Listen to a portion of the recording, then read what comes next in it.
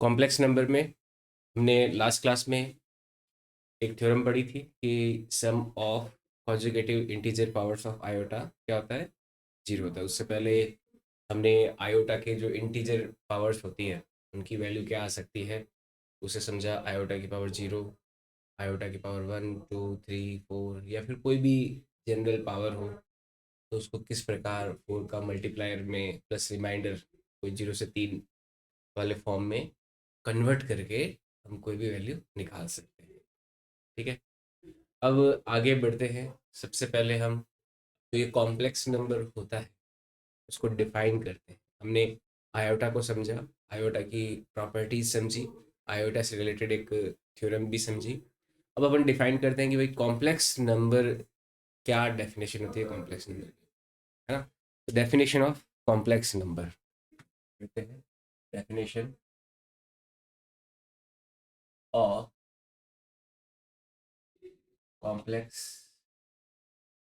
Number. देखो complex number की definition क्या होती है कि कोई भी ऐसा नंबर जो एन नंबर जो कि मान लो जेड से डिनोट करते हैं, जेड बराबर A plus iota B.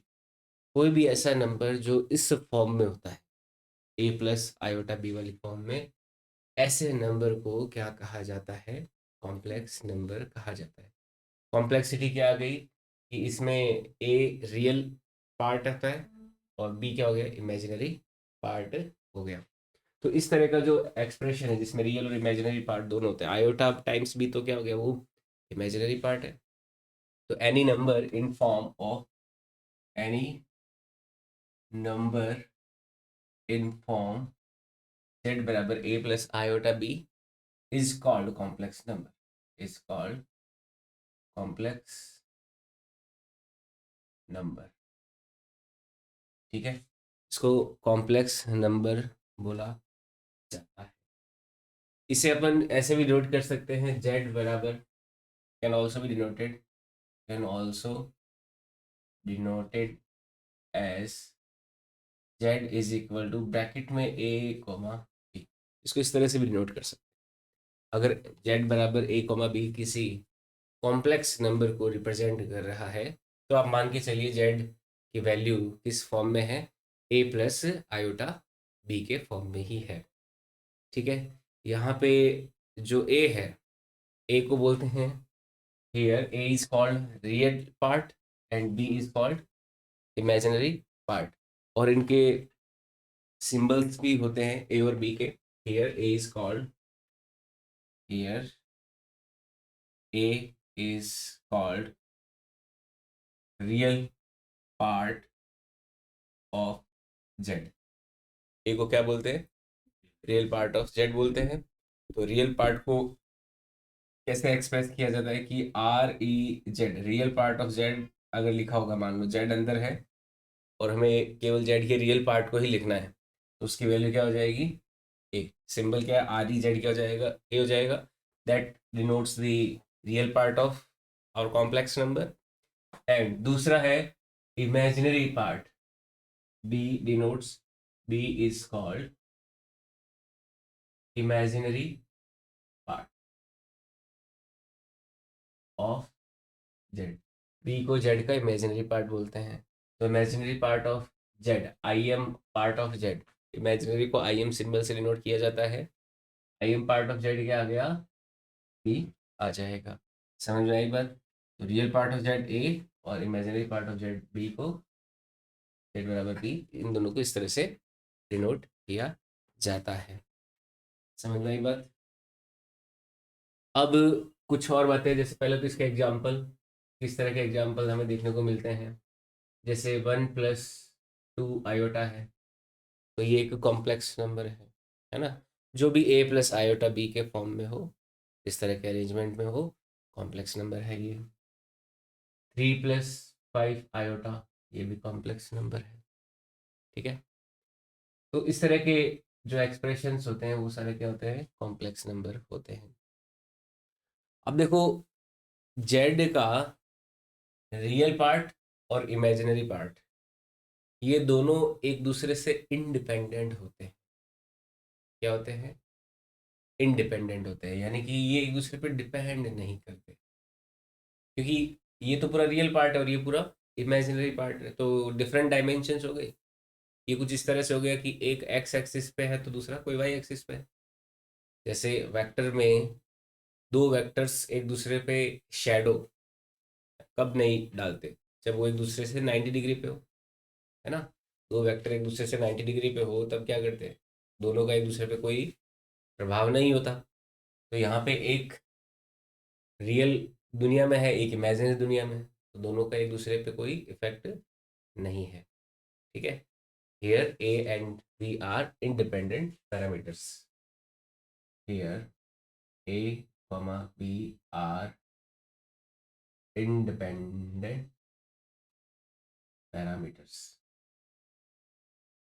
Okay, independent parameters अगर है तो दो कॉम्प्लेक्स नंबर, अगर मान लो कोई Z1 बराबर है A plus iota B, A1 plus iota B1, और Z2 बराबर है A2 प्लस आयोटा B2, है ना।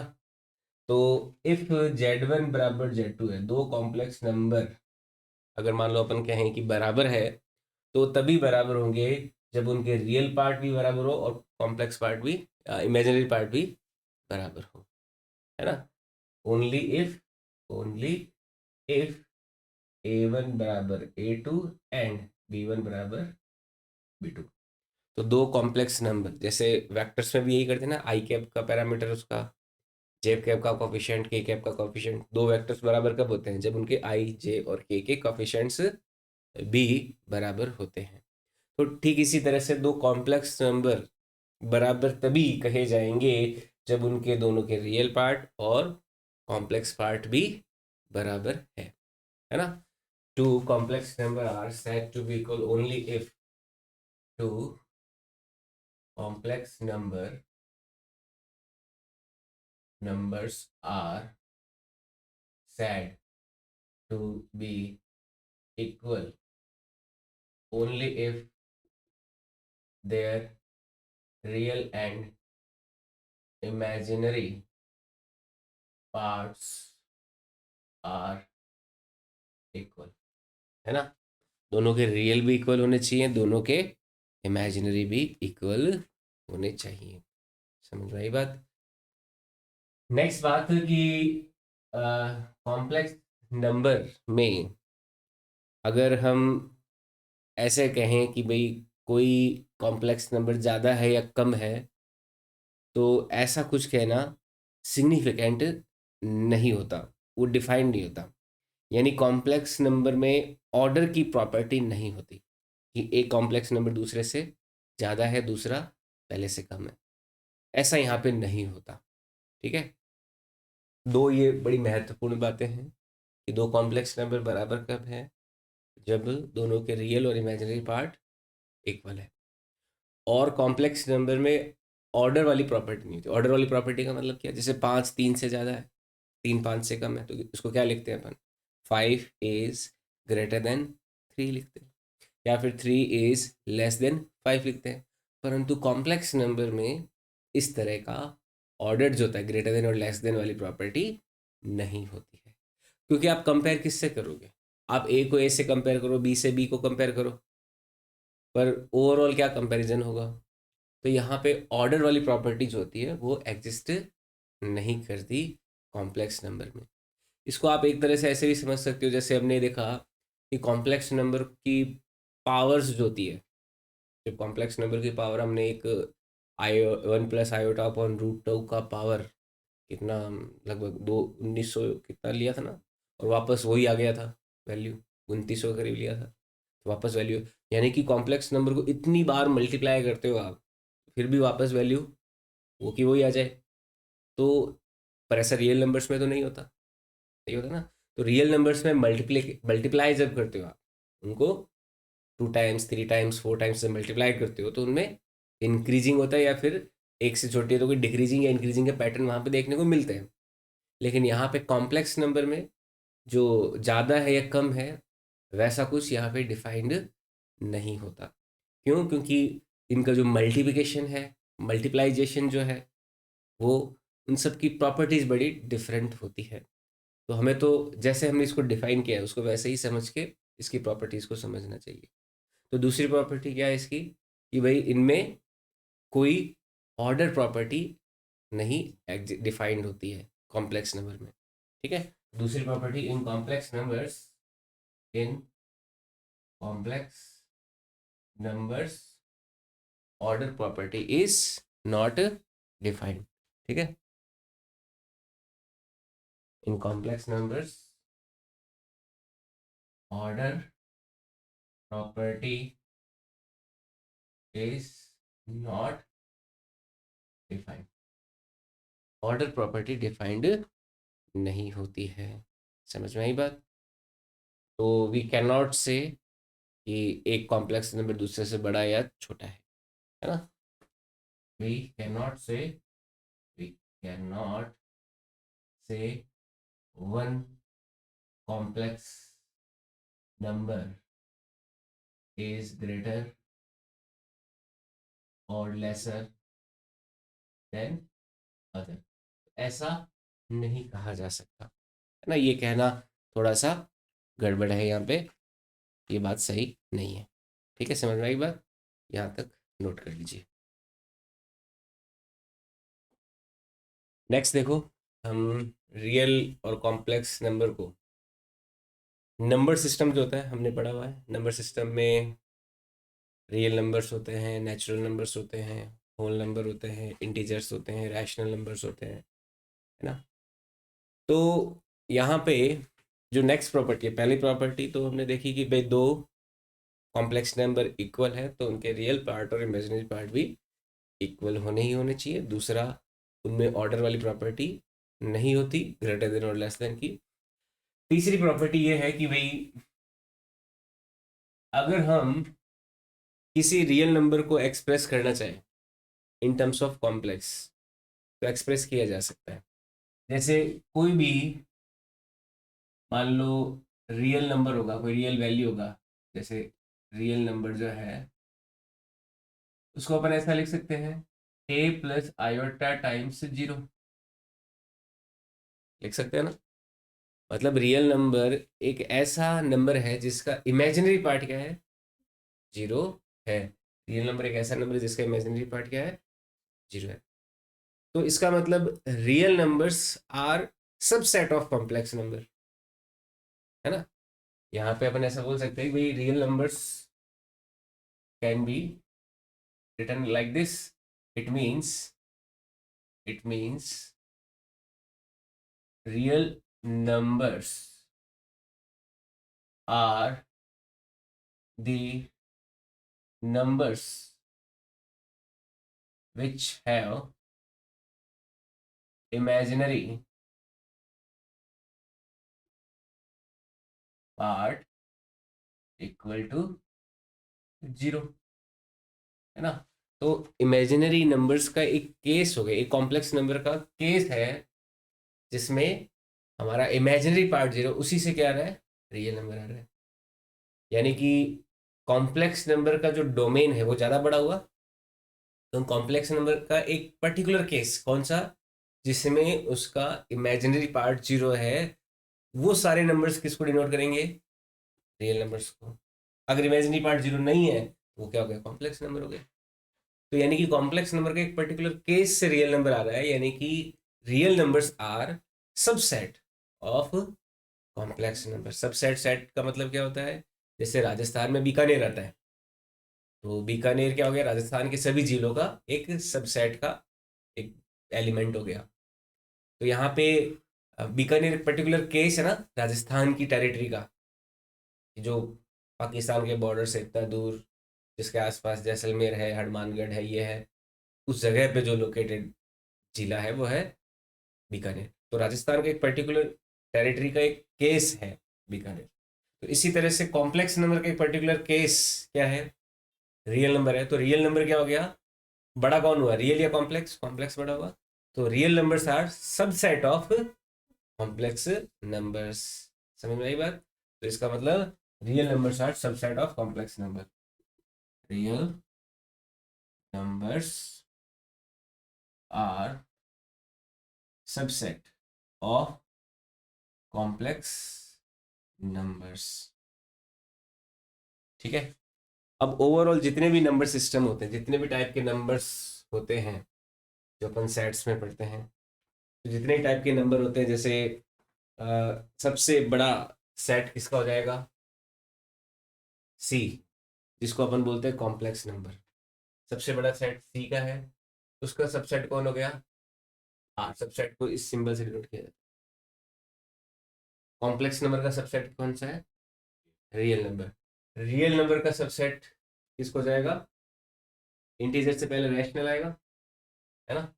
इंटीजर से पहले आएगा रैशनल नंबर्स, है ना? रियल नंबर्स का सबसेट कौन? Rational number. रैशनल नंबर का सबसेट कौन? इंटीजर्स, है ना? इंटीजर्स में सारे इंटीजर्स आ जाते हैं। इंटीजर नंबर का सबसेट कौन? नेचुरल से पहले होल, होल में जीरो आता है ना, तो उससे पहले कौन? Whole number. होल नंबर का सबसेट कौन? Natural numbers. तो ये पूरा एक, जितने भी नंबर सिस्टम में हमारे पास जितने भी टाइप ऑफ सेट्स होते हैं नंबर सिस्टम के, उनका एक अरेंजमेंट हो गया, बड़ा इंपॉर्टेंट है, ऑब्जेक्टिव में पूछा जा सकता है। ये हो गए कॉम्प्लेक्स नंबर्स। मतलब कॉम्प्लेक्स नंबर सबसे बड़ा ग्रुप है नंबर्स का, जिसमें दुनिया के हर तरह के नंबर्स इंक्लूडेड हैं। उसका सबसेट क्या है? Real numbers. रियल नंबर किस में आ रहा है? कॉम्प्लेक्स नंबर में। जैसे भारत में राजस्थान में बीकानेर, बीकानेर में कोई, बीकानेर में हो गया बीकानेर पूर्व पश्चिम, फिर उसमें हो गया कोई वार्ड, उस वार्ड में हो गया कोई एरिया, नागनी जी माता का मंदिर जैसे, है ना? तो इस तरह से ये चलता है। कॉम्प्लेक्स नंबर में तो सारे आगे रियल नंबर में आपको पता ही है। ये फिर हो गए रैशनल। रियल भी दो तरह के होते हैं ना, रैशनल इरेशनल, है ना? और फिर रैशनल का भी सबसेट कौन सा हो गया? इंटीजर। इंटीजर में सारे आते हैं, 0 1 2 3 4, जीरो से भी कम, -2 -3 -4, ऐसे वो भी चलते हैं। नेगेटिव पॉजिटिव इंटीजर्स दोनों तरह के। फिर इंटीजर्स का भी सबसेट कौन सा हो गया? Whole number. होल नंबर में कौन से वैल्यूज आती है? 0 1 2 3 4, है ना? Positive zero, positive integers including zero, वो आता है होल नंबर। जब गिनती जीरो से शुरू हुई ना, तो वो तो करती है 0 1 2 3 4 वाली गिनती क्या होती है? होल नंबर की होती है। फिर उसका सबसेट कौन सा है? Natural numbers. नेचुरल नंबर्स की गिनती कहाँ शुरू होती है? 1 से। समझ में आई बात? तो ये सभी जितने भी नंबर्स का एक रिलेशन है कि सबसे बड़ा जो डोमेन है एलिमेंट्स का नंबर्स के लिए, वो किसका है? कॉम्प्लेक्स नंबर्स का है। समझ में आई बात? ठीक है। तो ये बड़ा इंपॉर्टेंट यहाँ पे सवाल बन के आ सकता है। ठीक है। नेक्स्ट है कि एक कॉम्प्लेक्स नंबर को प्योरली रियल और प्योरली इमेजिनरी कब बोलेंगे? नेक्स्ट प्रॉपर्टी हम लिख रहे हैं, ये बड़ा इंपॉर्टेंट रिजल्ट ध्यान रखना। नेक्स्ट प्रॉपर्टी है कि एक कॉम्प्लेक्स नंबर को, एक complex number is said to be purely real, purely real if, है ना, if its imaginary part is zero। अगर किसी कॉम्प्लेक्स नंबर का इमेजिनरी पार्ट जीरो, तो ही उसको क्या बोला जाता है? प्योरली रियल बोला जाता है। जैसे z बराबर a प्लस आयोटा b है ना? तो अगर b जीरो है तभी कॉम्प्लेक्स नंबर को क्या बोलेंगे? प्योरली रियल बोलेंगे। और किसी कॉम्प्लेक्स नंबर को, जैसे z बराबर a प्लस आयोटा b, यहाँ पे b क्या हो गया? जीरो हो गया, उस केस में क्या हो जाएगा? प्योरली रियल कहलाएगा। इसको क्या बोलेंगे? Purely real.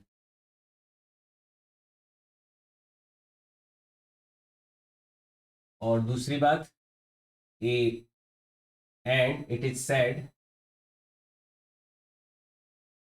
To be purely complex.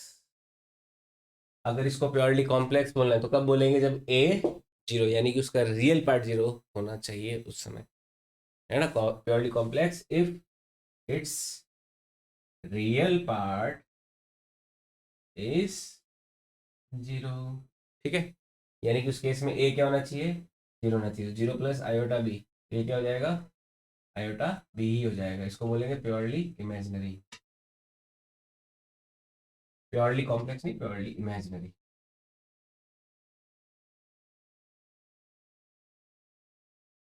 Purely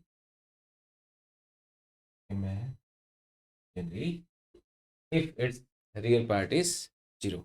ये एक प्रॉपर्टी हमें ध्यान में रखनी है। ठीक है, और कुछ प्रॉपर्टीज लेते हैं, पहले ये नोट कर लीजिए। नेक्स्ट देखो, एक प्रॉपर्टी है कि इन रियल नंबर्स में अगर मान लो ए स्क्वायर प्लस बी स्क्वायर बराबर 0 है, तो हम ये क्या कहते हैं कि ये तभी हो सकता है जब इफ ए भी 0 हो और बी भी 0। क्यों, क्योंकि दोनों का स्क्वायर कर रहे हो तो पॉजिटिव आएगा, पॉजिटिव पॉजिटिव ऐड करके 0 हो नहीं सकता। ये तभी हो सकता है जब ए भी 0 और बी भी 0 है। लेकिन कॉम्प्लेक्स नंबर में ऐसा नहीं है। But in complex numbers it is not true. But in complex number it is not true. कैसे, अगर आप Z1 square plus Z2 square दो कॉम्प्लेक्स नंबर को ऐड करके 0 लाते हो, तो उसका मतलब ये नहीं है कि Z1 0 होगा एंड Z2 भी 0 होगा। Not necessary, not necessary. इसको एग्जाम्पल से समझते हैं। एग्जाम्पल के तौर पे मान लीजिए Z1 है आपका 1 प्लस आयोटा और Z2 है आपका 1 माइनस आयोटा। Z1 और Z2 क्या है, एक तो है 1 प्लस आयोटा और एक है 1 मायोटा माइनस आयोटा। अगर दोनों को स्क्वायर करके ऐड करें, जैसे Z1 square plus Z2 square की वैल्यू निकालें, 1 प्लस आयोटा का whole square plus 1 minus iota का होल स्क्वायर। तो इसको स्क्वायर करेंगे तो 1 plus iota square plus 2 iota plus 1 plus iota square minus 2 iota.